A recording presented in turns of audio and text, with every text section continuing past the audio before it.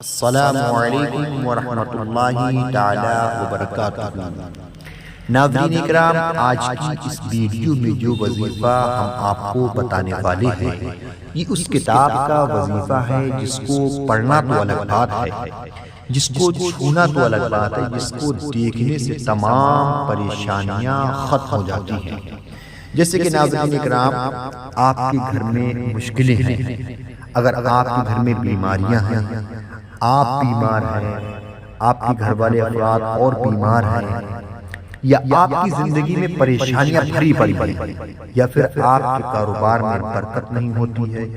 آپ دن رات محنت کرنے کے بعد بھی پریشان رہتے ہیں، آپ کا کاروبار نہیں چلتا ہے،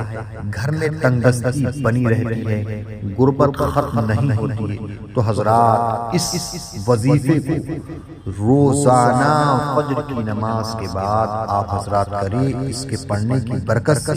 انشاءاللہ آپ کی تمام پریشانیاں ختم ہو جائیں گی۔ اگر آپ حضرات ایک مرتبہ روزانہ اس وظیفے کو فجر کی نماز کے بعد کریں تو انشاءاللہ آپ کی تمام پریشانیاں ختم ہو جائیں گی۔ اس کے اتنے فائدے ہیں کہ اس کے فائدے دیکھ کر کے آپ حیران رہ جائیں گے۔ حضرات، تو وہ کون سا وظیفہ ہے میں آپ کو بتا دوں، وہ وظیفہ ہے سورہ یاسین شریف کا وظیفہ۔ حضرات، یہ وظیفہ جو ہے وہ ہے سورہ یاسین شریف کا وظیفہ۔ آپ حضرات اس وظیفے کو روزانہ اگر کریں گے تو آپ کے گھر سے غربت ختم ہو جائے گی، تمام بیماریاں ختم ہو جائیں گی۔ اللہ تعالیٰ اس وظیفے کی برکت سے آپ کو، آپ کے گھر والوں کو شفا عطا فرمائے گا، اور آپ کی زندگی میں بے سکونی ختم ہو جائے گی، آپ کی زندگی سے گھبراہٹ ختم ہو جائے گی، آپ کی زندگی سے بیماریاں، پریشانیاں ختم ہو جائیں گی، آپ کو سکون والی زندگی میسر ہو جائے گی، کیونکہ یہ قرآن مجید کی ایسی سورہ کا پاورفل وظیفہ ہے جس کو بندہ روزانہ فجر کی نماز کے بعد اگر ایک مرتبہ سورہ یاسین شریف کو پڑھ لے، اور سورہ یاسین شریف کو جن کو پڑھنا نہیں آتا ہے تو وہ سن لیں، تو انشاءاللہ ان کی تمام پریشانیاں ختم ہو جائیں گی۔ یہ حدیث سے بھی ثابت ہے کہ جو حضرات سورہ یاسین شریف کو روزانہ اگر پڑھتے ہیں یا سنتے ہیں تو ان کے لیے کیا بینیفٹس ہیں، کیا فائدے ہیں۔ جائز مقاصد کے لیے اگر آپ کو اپنے جائز مقاصد میں کامیابی چاہیے ہے تو روزانہ سورہ یاسین شریف کو فجر کی نماز کے بعد پڑھیں۔ تو اس کے فضائل آپ نے بارہا علماء کی زبانی سنے ہوں گے، لیکن میں 4 فضائل آپ کو بتا دوں۔ حضرت انس بن مالک رضی اللہ تعالی عنہ سے روایت ہے کہ سرکار دو عالم صلی اللہ تعالی علیہ وسلم نے ارشاد فرمایا، ہر چیز کے لیے قلب ہے، اور قرآن کا قلب سورہ یاسین ہے، اور جس نے سورہ یاسین پڑھی تو اللہ تعالیٰ اس کے لیے 10 بار قرآن پڑھنے کا ثواب لکھتا ہے۔ حضرت معقل بن یسار رضی اللہ تعالیٰ عنہ سے روایت ہے، رسول اللہ صلی اللہ تعالیٰ علیہ وسلم نے ارشاد فرمایا، جو اللہ تعالیٰ کی رضا کے لیے سورہ یاسین پڑھے گا تو اس کے گزشتہ گناہ بخش کیے جائیں گے، لہٰذا اسے مرنے والے کے پاس پڑھا کرو۔ حضرت عطا بن ابی رباح رضی اللہ تعالیٰ عنہ فرماتے ہیں، مجھے خبر ملی ہے کہ حضور پرنور صلی اللہ تعالیٰ علیہ وسلم نے ارشاد فرمایا، جو دن کے شروع میں سورہ یاسین پڑھ لے تو اس کے تمام ضرورتیں پوری ہوں گی۔ حضرت انس بن مالک رضی اللہ تعالی عنہ سے روایت ہے، حضور اقدس صلی اللہ تعالی علیہ وسلم نے ارشاد فرمایا، جو ہر رات سورہ یاسین پڑھنے پر ہمیشگی اختیار کرے پھر وہ مر جائے تو شہادت کی موت مرے گا۔ تو حضرات، سورہ یاسین پڑھنے کی کتنے فضائل ہیں اور کتنے سننے کے فضائل ہیں، تو آپ حضرات سے میں گزارش کروں گا کہ آپ حضرات روزانہ سورہ یاسین کو پڑھا کریں یا پھر فجر کی نماز کے بعد سنا کریں۔ اب میں سورہ یاسین شریف پڑھنے جا رہا ہوں، آپ حضرات بغور اس کو سنیں۔ اعوذ باللہ من الشیطان الرجیم، بسم اللہ الرحمن الرحیم۔ ياسين والقرآن الحكيم إنك لمن المرسلين على صراط مستقيم تنزيل العزيز الرحيم لتنذر قوما ما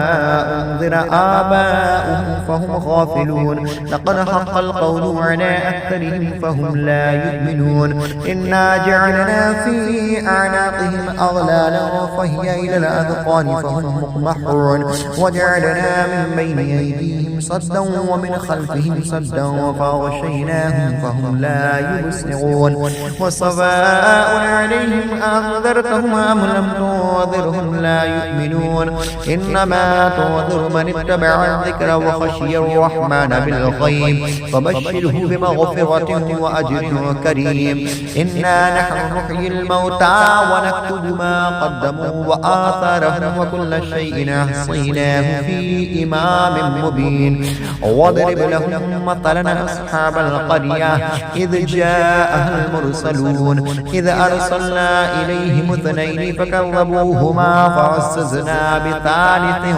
فقالوا إنا إليكم مرسلون قالوا ما أنتم إلا بشر مثلنا وما أنزل الرحمن من شيء إن أنتم إلا تكذبون قالوا ربنا يعلم إنا إليكم لمرسلون وما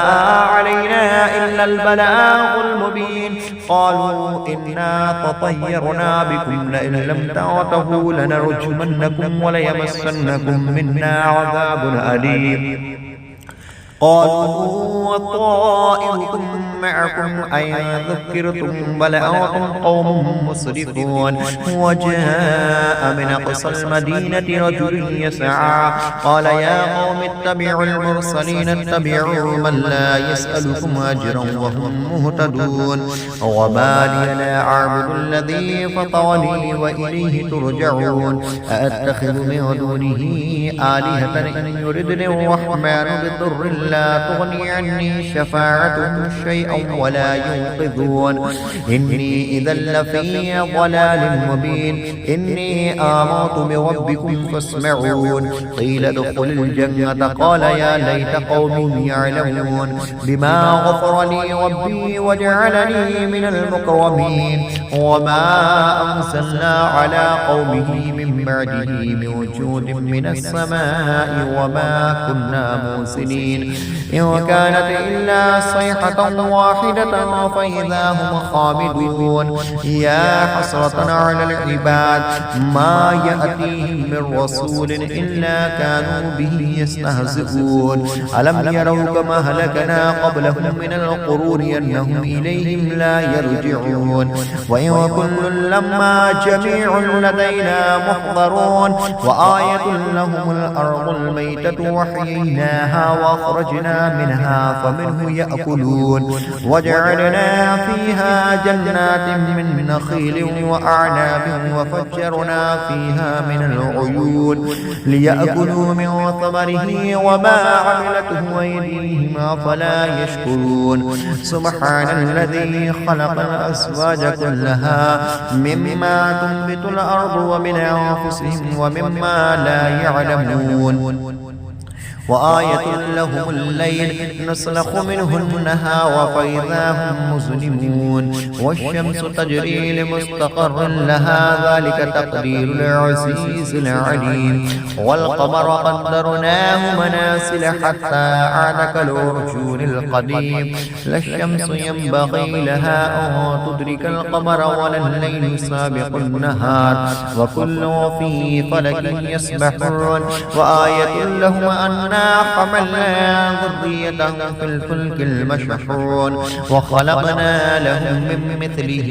ما يركبون وإن نشأ نغرقهم فلا صريخ لهم ولا هم ينقذون إلا رحمة منا ومتاعا إلى حين وإذا قيل لهم اتقوا ما بين أيديكم وما خلفكم لعلكم ترحمون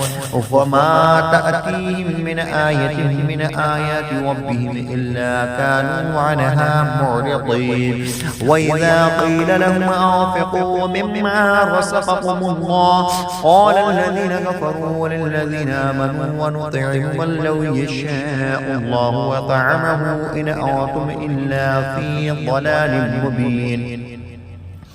ويقولون متى هذا الوعد إن كنتم صادقين ما ينظرون إلا صيحة واحدة تأخذهم وهم يخصمون فلا يستطيعون توصية ولا إلى أهلهم يرجعون ونفخ في الصور فإذا هم من الأجداث إلى ربهم يوصلون قالوا يا ويلنا من بعثنا من مرقدنا هذا ما وعد الرحمن وصدق المرسلون إن كانت إلا صيحة واحدة فإذا هم جميع لدينا محضرون فاليوم لا تظلم نفس شيئا ولا تجزون إلا ما كنتم تعملون إن أصحاب الجنة اليوم في شغل فاكهون وأزواجهم في ظلال على الأرائك متكئون لهم فيها فاكهة ولهم ما يدعون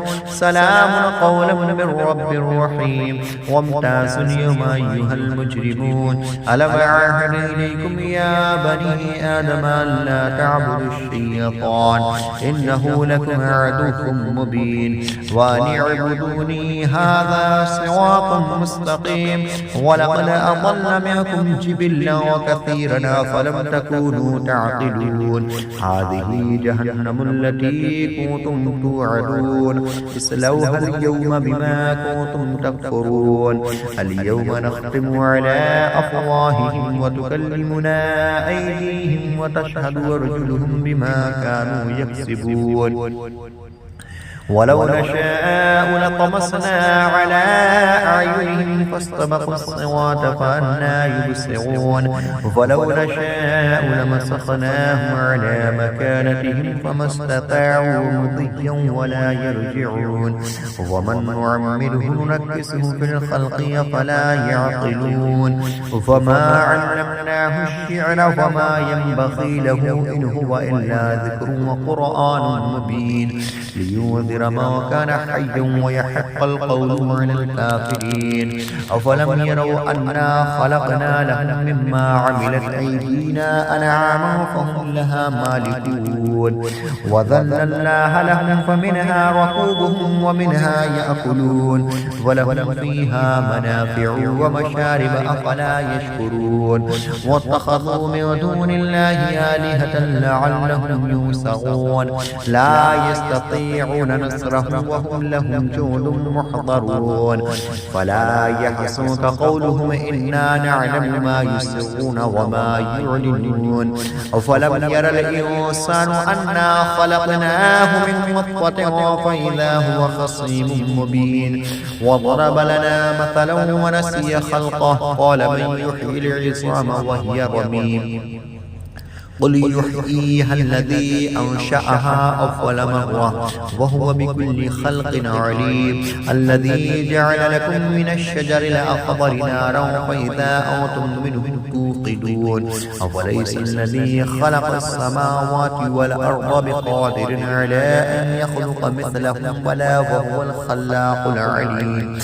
إنما أمره إذا أراد شيئا أن يقول له كن فيكون فسبحان الذي بيده ملكوت كل شيء وإليه ترجعون صدق الله مولانا العظيم.